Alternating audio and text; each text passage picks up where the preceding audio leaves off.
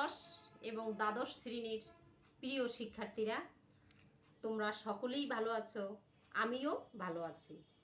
আজ আমাদের আলোচনার বিষয় হচ্ছে যুক্তিবিদ্যার দ্বিতীয় পত্রের তৃতীয় অধ্যায় অবৈজ্ঞানিক আরোহ।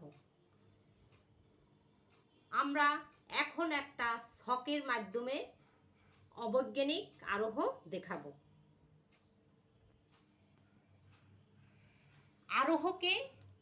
আরোহ অনুমানকে দুই ভাগে ভাগ করা যায়। প্রকৃত আরোহ, অপ্রকৃত আরোহ। প্রকৃত আরোহ, অপ্রকৃত আরোহ।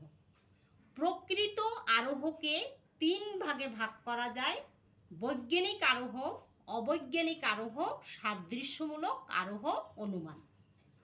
প্রকৃত আরোহকে তিন ভাগে ভাগ করা যায়: বৈজ্ঞানিক আরোহ, অবৈজ্ঞানিক আরোহ, সাদৃশ্যমূলক আরোহ।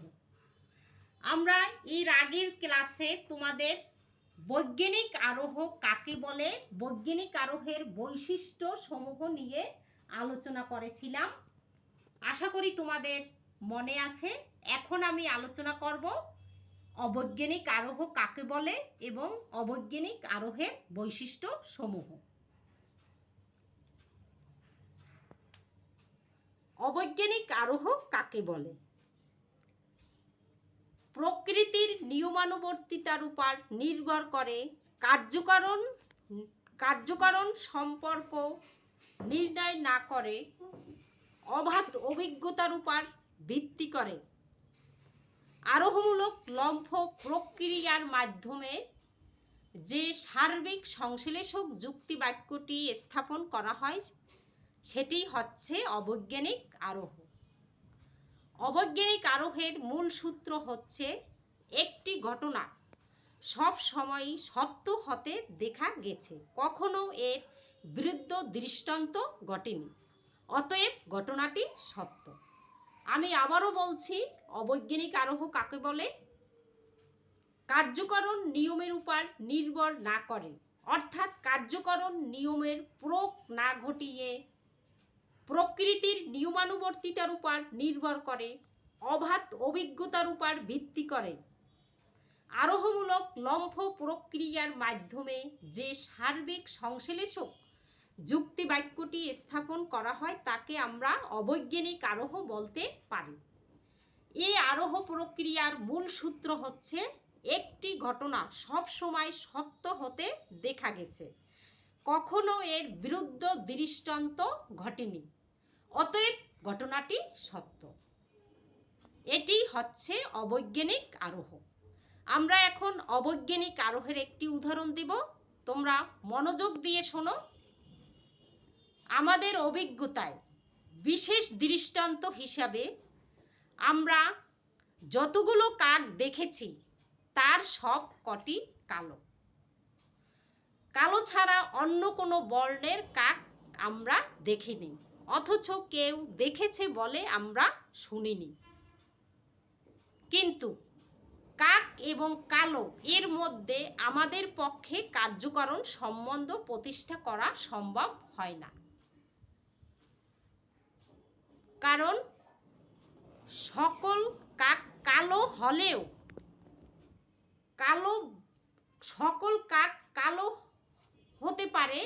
আমাদের অভিজ্ঞতায় এমন দৃষ্টান্ত পাওয়া গেলেও কালো মানেই যে কাক হবে এ কথা আমরা বলতে পারি না।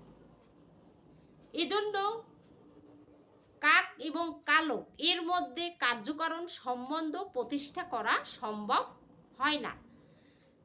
কাক এবং কালো এর মধ্যে কার্যকারণ সম্পর্কের কোনো প্রয়োগ নেই।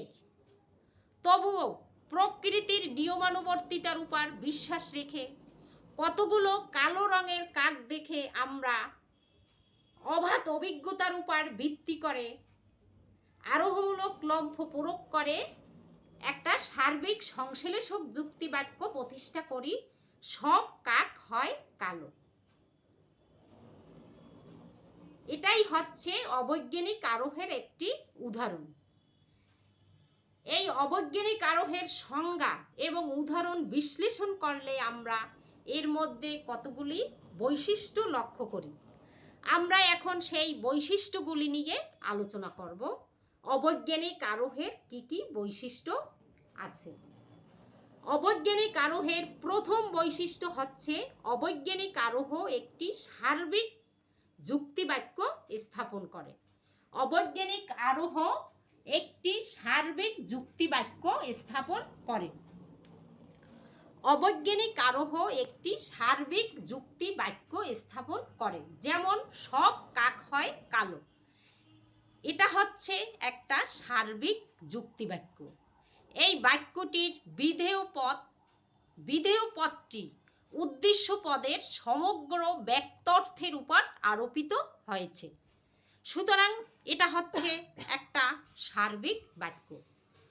অবৈজ্ঞানিক আরোহ একটি সার্বিক বাক্য স্থাপন করে। অবৈজ্ঞানিক আরোহ সংশ্লেষক যুক্তিবাক্য স্থাপন করে। অবৈজ্ঞানিক আরোহের দ্বিতীয় বৈশিষ্ট্য হচ্ছে অবৈজ্ঞানিক আরোহ সংশ্লেষক যুক্তিবাক্য স্থাপন করে। অবৈজ্ঞানিক আরোহ যে যুক্তিবাক্যটি স্থাপন করে সেটি হচ্ছে একটি সংশ্লেষক যুক্তিবাক্য। সেটি হচ্ছে সংশ্লেষক যুক্তিবাক্য, কারণ এই বাক্যটির সিদ্ধান্তে নতুন তথ্য সরবরাহ করা হয়। সিদ্ধান্তে নতুন তথ্য সরবরাহ করা হয় বলে একে সংশ্লেষক বাক্য বলা হয়। এটি বৈজ্ঞানিক আরোহ একটি সংশ্লেষক বাক্য স্থাপন করে।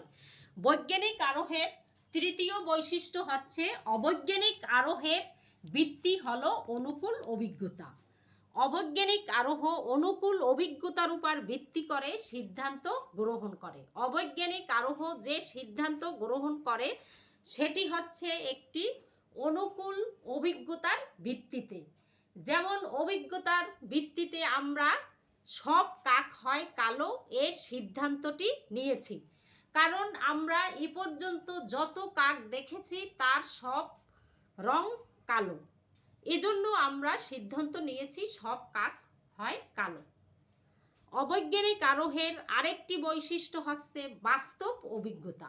অবৈজ্ঞানিক আরোহ বাস্তব অভিজ্ঞতার উপর নির্ভর করে সিদ্ধান্ত গ্রহণ করে। অবৈজ্ঞানিক আরোহ বাস্তব ঘটনার উপর ভিত্তি করে সিদ্ধান্ত গ্রহণ করে। অবৈজ্ঞানিক আরোহের আরেকটি গুরুত্বপূর্ণ বৈশিষ্ট্য হচ্ছে আরোহমূলক লম্ফ উপস্থিত। অবৈজ্ঞানিক আরোহে আরোহমূলক লম্ফ উপস্থিত থাকে, কারণ এটি হচ্ছে আরোহের প্রাণ। জানা থেকে অজানায় গমনের প্রক্রিয়াটি অবৈজ্ঞানিক আরোহে উপস্থিত থাকে। এই জানা থেকে অজানায় গমনের প্রক্রিয়াটি হচ্ছে অবৈজ্ঞানিক আরোহ। অবৈজ্ঞানিক আরোহের বৈশিষ্ট্য আরোহমূলক লম্ফ। আরোহমূলক লম্ফ অবৈজ্ঞানিক আরোহে উপস্থিত থাকে। অবৈজ্ঞানিক আরোহের অন্যতম প্রধান বৈশিষ্ট্য হচ্ছে প্রকৃতির নিয়মানুবর্তিতার নীতি। অবৈজ্ঞানিক আরোহের অন্যতম প্রধান বৈশিষ্ট্য হচ্ছে প্রকৃতির নিয়মানুবর্তিতার নীতি। অবৈজ্ঞানিক আরোহে প্রকৃতির নিয়মানুবর্তিতার নীতির প্রয়োগ দেখা যায়, কারণ প্রকৃতির নিয়মের উপর নির্ভর করেই আমরা সব কাক হয় কালো এই সিদ্ধান্তটি নিতে পারি। এখানে প্রকৃতির নিয়মানুবর্তিতার নীতি প্রয়োগ করা হয়। অবৈজ্ঞানিক আরোহের আরেকটা বৈশিষ্ট্য হচ্ছে কার্যকারণ নীতি প্রয়োগের কোনরূপ চেষ্টা থাকে না। অবৈজ্ঞানিক আরোহে কার্যকারণ নীতি প্রয়োগের কোনো চেষ্টা থাকে না। অবৈজ্ঞানিক আরোহে আমরা কার্যকারণ নিয়মের প্রয়োগ দেখি না, কারণ কাক এবং কালো এর মধ্যে আমরা কার্যকারণ সম্পর্ক প্রতিষ্ঠা করতে পারি না। কাক এবং কালো এর মধ্যে কার্যকারণ সম্বন্ধ প্রতিষ্ঠা করা সম্ভব নয়। অবৈজ্ঞানিক আরোহের আরেকটা বৈশিষ্ট্য হচ্ছে অবৈজ্ঞানিক আরোহের সিদ্ধান্ত সম্ভাব্য হয়। অবৈজ্ঞানিক আরোহের সিদ্ধান্ত সম্ভাব্য হয়। অবৈজ্ঞানিক আরোহে আমরা যে সিদ্ধান্ত নেই সেই সিদ্ধান্তটি সব সময় সম্ভাব্য হয়ে থাকে। অবৈজ্ঞানিক আরোহের সিদ্ধান্ত নিশ্চিত হয় না। অবৈজ্ঞানিক আরোহে কোনো নিশ্চিত সত্য প্রদান করতে পারে না। যেমন আমরা একটি উদাহরণ দিতে পারি, কিছু দৃষ্টান্তে সাদা ফুলের মধ্যে গন্ধের অনুপস্থিতি লক্ষ্য করে আমরা যদি সিদ্ধান্ত নেই সব সাদা ফুল হয় গন্ধহীন, তাহলে এটা হবে একটা সম্ভাব্য সিদ্ধান্ত। কারণ জগতে গোলাপ সহ আরো অনেক সাদা রঙের ফুল রয়েছে যার মধ্যে গন্ধের উপস্থিতি লক্ষ্য করা যায়। সুতরাং আমরা যদি এই সিদ্ধান্ত নেই যে সব সাদা ফুল হয় গন্ধহীন, তাহলে এটা হবে একটা সম্ভাব্য সিদ্ধান্ত, এটা নিশ্চিত সিদ্ধান্ত হতে পারে না। এগুলোই হচ্ছে বৈজ্ঞানিক আরোহের অবৈজ্ঞানিক আরোহের বৈশিষ্ট্য। আশা করি তোমরা সকলেই বুঝতে পেরেছ, কোনো অসুবিধা হওয়ার কথা নয়, কারণ এর আগে আমি বৈজ্ঞানিক আরোহ নিয়ে আলোচনা করেছি। এখন আমি তার প্রকৃত আরোহের দ্বিতীয় রূপটি অর্থাৎ অবৈজ্ঞানিক আরোহ নিয়ে আলোচনা করলাম। তোমরা সবাই ভালো থেকো। আল্লাহ হাফেজ।